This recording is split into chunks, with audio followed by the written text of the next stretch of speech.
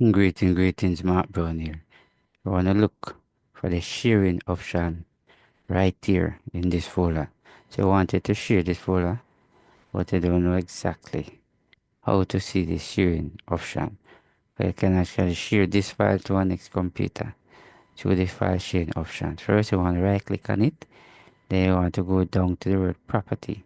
Now you want to click on the word property, and there you go, right here.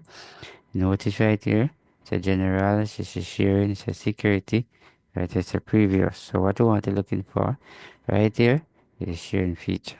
So you want to click right here. And if you notice, this is a share, advanced sharing so far.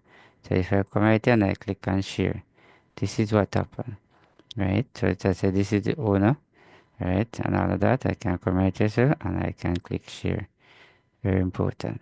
So this exactly how you actually find the sharing option right there on the computer within a file.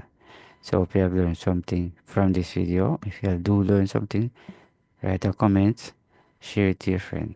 So thanks for watching. See you in the next video.